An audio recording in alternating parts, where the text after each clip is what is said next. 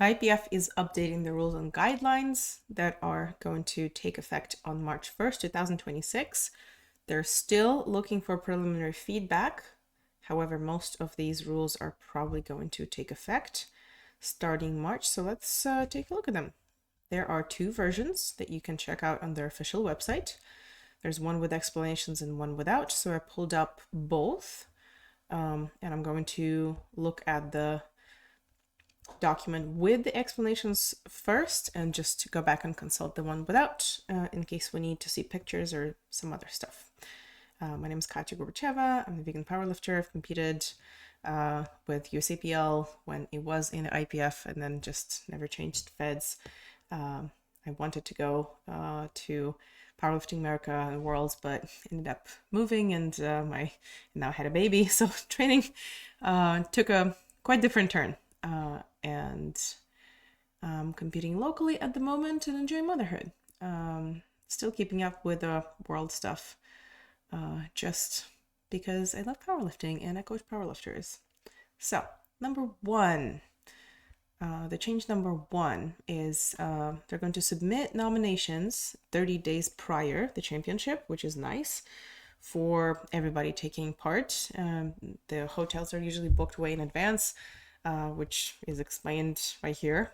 So it helps the organizers quite a bit if countries submit nominations 30 days and not 21 days, including any reserve or alternate lifters. So not a big deal probably for the majority of us because the majority of the people watching this are competing on the local level, but for anybody who is competing in the IPF watching this video, first, hi, and thank you. And second, let me know, where are you competing soon? I'm very curious and good luck to you. Okay. The next change is each lifter must receive a participation medal, which is very nifty. I super enjoyed my participation medal from the nationals when I did go a couple years ago in Vegas, where everybody got COVID and it was a mess after, but it was fun to participate. Of course, I didn't place, but it was a huge honor to stand on the same platform with some of the best lifters in the world. So that was really fun and huge supporter of participation medals at big national or international meets. Next, the front bundle of the deltoid muscle should be placed behind the imaginary projection of the bar at lockout. We will talk about this in a second. This is a deadlift change. And it's a clarification from failure to stand erect with the shoulders back. Nice clarification. Let's get back to this. Let's talk about bench first. Failure to lock the arms before the start command. Clarification on bench. Your arms must be completely locked out in the elbow in the beginning of your bench press. Nice. Okay, this is a big deal. This is quite a big deal. Utilizing upper body thrust to initiate upward movement of the bar from the chest. What does this mean? Let's watch it. And you see that? So this is Megan Scallion, an amazing lifter, huge role model, my mom. But you did see that upward thrust, right?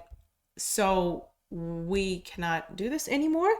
And this is an issue for folks who used to arch a lot, or for folks who are short-armed, or for bigger lifters with shorter limbs. We're not going to dig into the changes that the IPF made about the elbows and the shoulders, but you have probably heard that you cannot arch as much so that your range of motion is almost non-existent. They've made this change to kind of level out the competition for everybody, but this did put lifters with very short limbs in an awkward position so that some of them just cannot get enough range of motion. Their elbow is not lower than the shoulder at any point unless they sink the bar into their chest.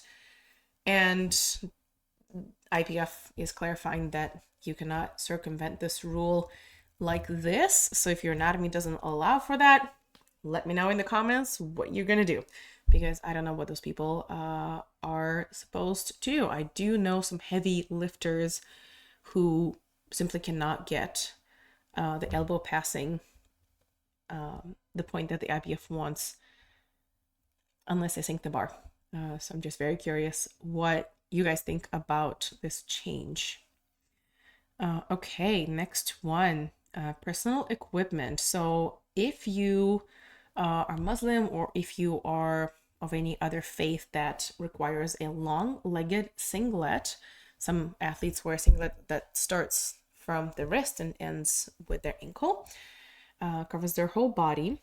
They must wear the sleeves over the singlet, and they have an option of wearing deadlift socks or not wearing the deadlift socks. Before, I guess they were mandatory, and now they have an option of opting out. And let's see a photo. There is a picture in the more complete version document. So there we go. There we go. There's an athlete with knee sleeves and without the knee sleeves and without the deadlift socks. I guess this one is a deadlifter and this one's a squatter in this photo. All right. Cool. Next, shoes must be properly fastened, laces tied, or Velcro straps secured when the lifter is on the platform. Sounds like it makes sense, but when I was at the nationals, when I was watching some other competitions recently, there were some folks kind of wearing the laces loosely. I don't see how this is a huge safety issue, but the IPF wants for them to prevent a tripping hazard, and they want for the lift to be safer for everybody around, including the spotters, I guess. So thus the change.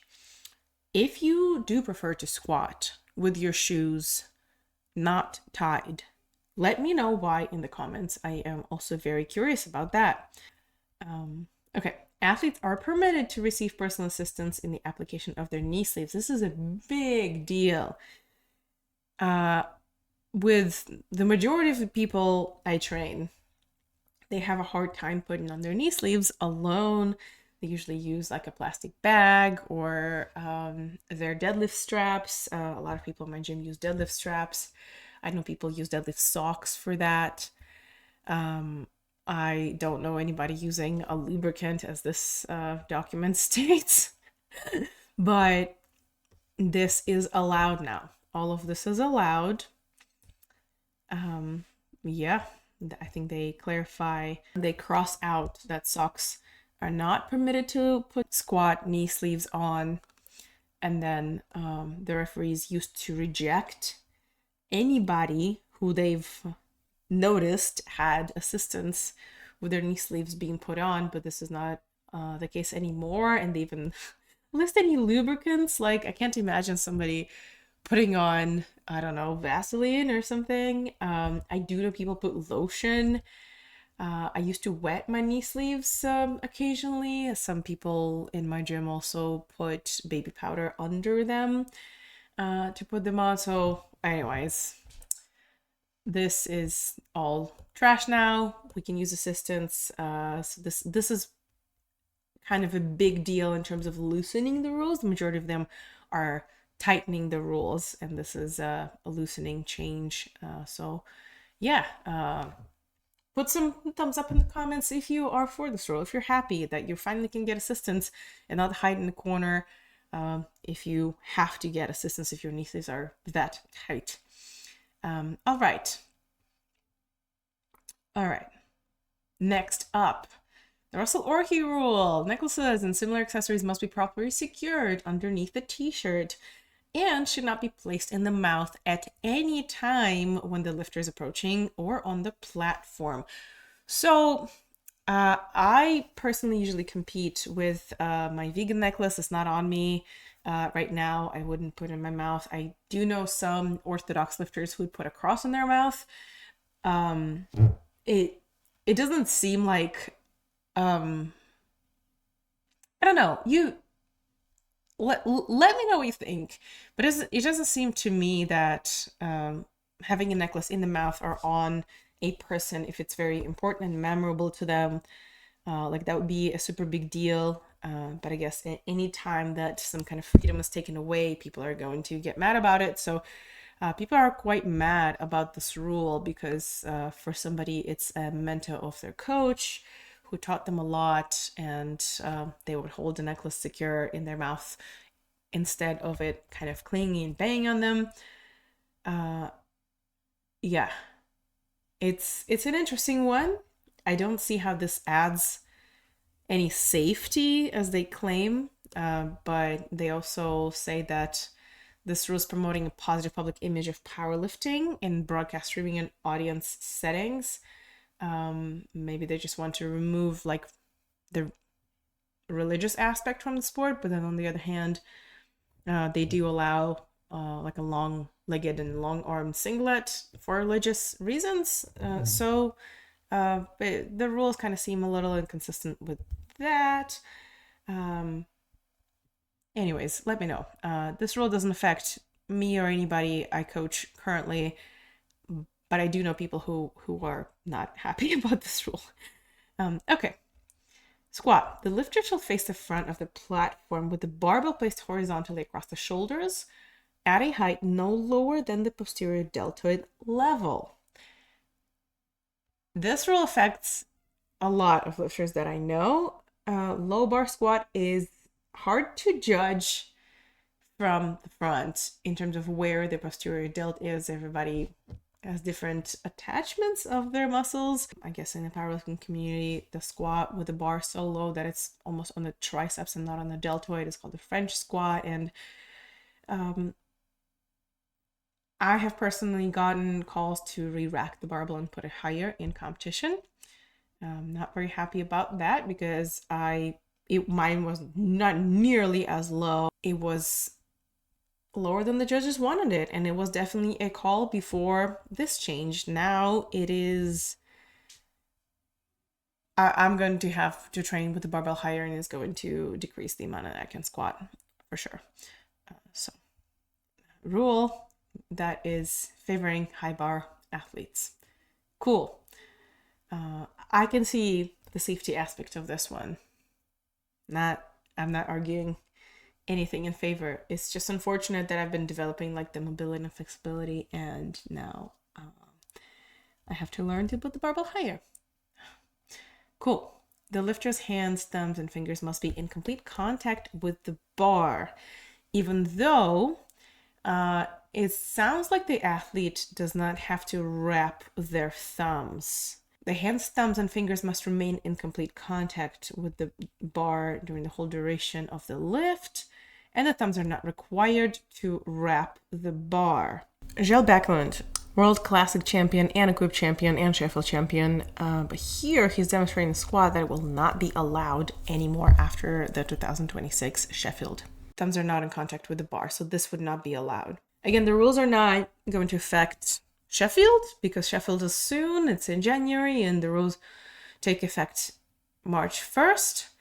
But I am going to be so curious how those lifters implement changes written if they continue to compete in the EPF and the IPF. Next, the lifter is not allowed to walk out through the front of the rack after the completion of the lift. So something like this is not allowed. You can't just squat and then walk forward. You have to rack the bar and walk back.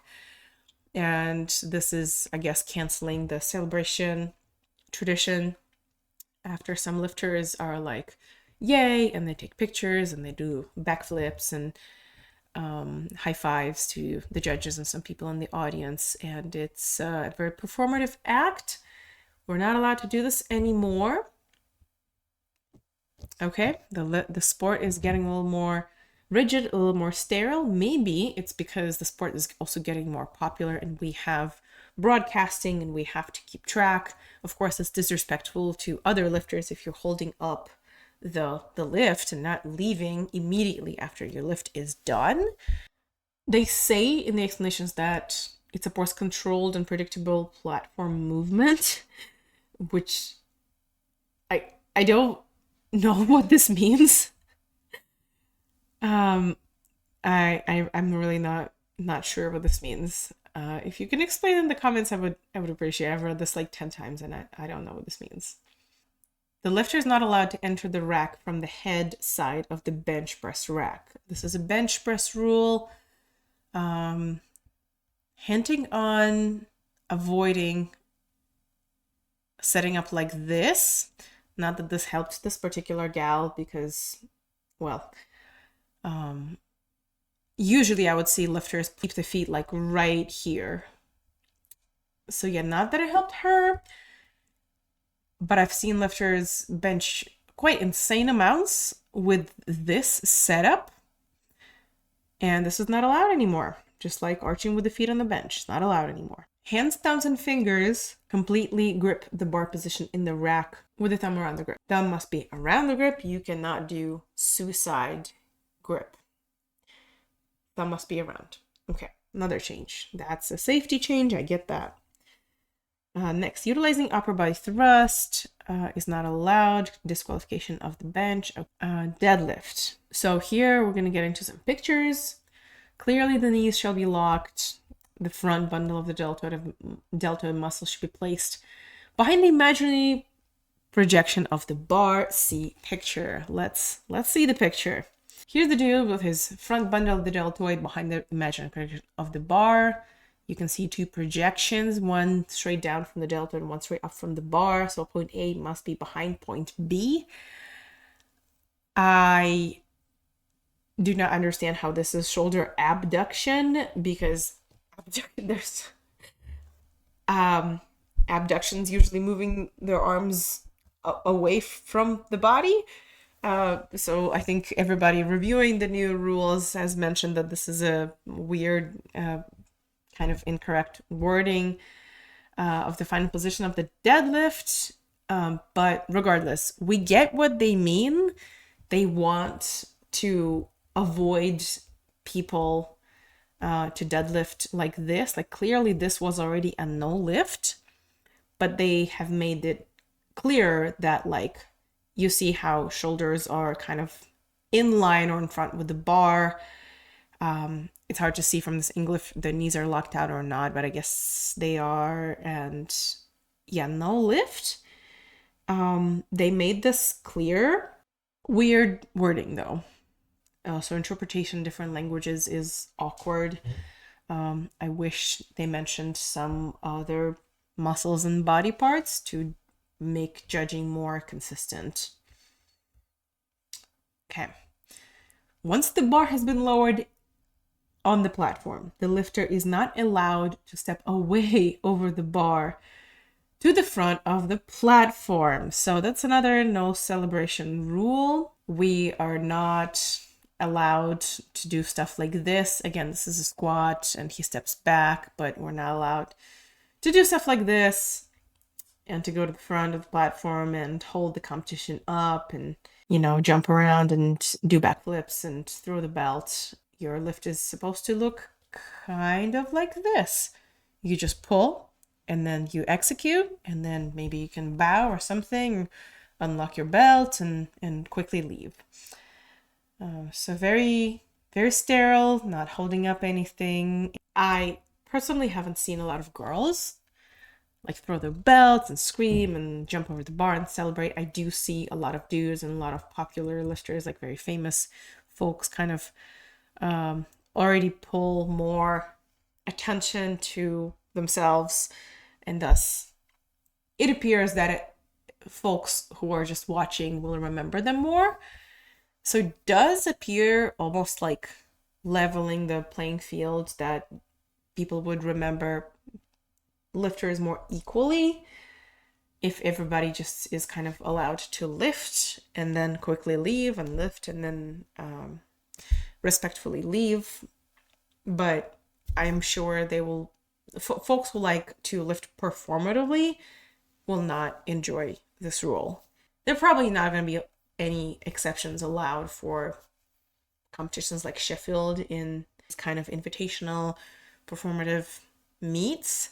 Whether there will be a potential for some exceptions just for performance sake, for the people who could potentially get more interested in the sport by watching these grandiose performances and thinking, damn, this is awesome. There's fireworks and music and lights and people doing backflips, and this is awesome.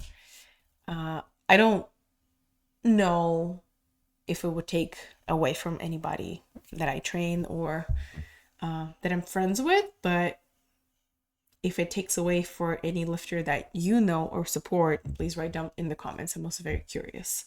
The weigh-in rule. I guess you're allowed to weigh in your underwear. This is already clear, but they've clarified that you can also be nude and you can also wear your lifting gear. Like you can wear your singlet. If, for example, you're weighing in less, and you need to be in a higher weight category, I don't think this will help you too much. But maybe these extra grams will be a big deal. Interesting. And also they're clarifying, they used to say that the weigh-in procedure may be, and they now say must. I guess this means no transgender folks in the sport anytime soon, because we are using the word sex, and the officials of their own sex as a lifter is officiating the weigh-in. We're almost done. In competitions where designated international broadcast partners are present, the interval between disciplines can be adjusted as needed. Sounds like a thing that is already taking place. Correct me if I'm wrong, but yeah, the break between squat and bench and dead can be 10, 20, 30 minutes even, depending on where you're competing and what's up with the organizers. Athletes' hair should be fixed in such a way not to interfere with the referee's ability to judge the lift. Makes sense. The explanation is, for squat, the lifter's face must not be obscured, and the hair extended beyond shoulder length must be braided so that they see, I guess, the posterior delts, where the squat bar must be, the bar must be in contact with the body. And for the deadlift, also no hair over face on starting position and during the execution of the deadlift, and the hair beyond shoulder length. They want to see all shoulders with no hair. Hair beyond shoulder length must be braided and tied back in a ponytail. Lifters are expected to enter and exit the lifting area from in a respectful manner, refraining from discarding their belts on the floor and engaging in any conduct that might be harmful to the integrity of the sport. That's a big one. That's also the no fun allowed, no showy movements allowed. Let me know what you think about this one. I guess the rules take place after Sheffield, so we're going to see all of that there. And there's also, I think, the EPF Masters meet before that, but let me know what you think about the let's keep the sport sterile, no performative acts. Yeah, so hair, no hair like this anymore. No hair. Hair must be tied back, not covering their adults. And I saved this one for the performative lifts demo. So yeah, no backflips, no belt throwing, none of this. We are doing none of this anymore. No fun allowed. Goodbye. It's an end of an era. Goodbye. Okay. I do see how throwing the belt might be dangerous. You don't know who you're going to hit with that belt after you're like super hype after deadlift. And there is always a medical professional at the meet. Nobody wants to engage them. Hopefully nobody ever gets injured. The organizers have big trouble if anybody gets injured. This is the utilizing of instant replay. So the jury is basically allowed to use an instant replay and then judge yay or nay after the attempt, and whatever they decide after watching the instant replay is final. They cannot change that afterwards. So this makes sense. This always favors the lifters negatively. This unfavors or disfavors, gosh, help me with my English, the lifters, because their like fourth deadlift, their third deadlift might be canceled. I've seen judges watch the replay and be like, nah, this is already being used. Now, this is probably not affecting anybody, or most people watching this are competing locally. Each country is allowed to have 4, not 3 referees at Worlds, plus 2 extra Category 1 referees for jury duty. And then the qualifications for Category 1 change. They must be officiating at a minimum of 6 Worlds and 6 Nationals, and it used to be 4. And national levels referees might be appointed as technical controllers if there's not enough staff otherwise. And oh yeah, fun. Under no circumstance can any person be under the influence of alcohol in the warm-up room, and this should be ensured by the head coach. So it is a thing that people sometimes take a shot before their third deadlift, or somebody sips on wine. I know people who've done this. I don't see how this benefits anybody, but sometimes people YOLO the third deadlift and they would take a drink. Clearly, they want to maintain the integrity of the sport, and they don't want anybody to be drunk. But I don't think anybody taking a shot before the last deadlift is going to cause trouble. Anyways, so yeah, that's funny they're mentioning this here. Already kind of assumed, and yeah, alcohol is not helping you lift anyways, but some people do it. Some people do things that are not helping them lift just for the fun of it. But I don't think it causes huge safety concerns for anybody. Let me know what you think about the IPF rule changes. Be sure to like and subscribe if this content was useful, and share it with your lifter friend who doesn't want to go to the IPF website and pull this all up and read it and interpret it. Remember that I'm human and I interpreted the rules to the best of my ability, and I did not write the rules. I am just a fellow competitor like you. And I will see you in the next video. Make sure to watch some of my squat tips and deadlift tips and bench tips. There are plenty of playlists for competitors who have already been doing this for a while, or if you have never done a meet, there is a whole playlist for what to do before your first meet. So I will link all of this in the description. And thank you again. This was Katya Gorbacheva, the vegan powerlifter. I will see you in the next one.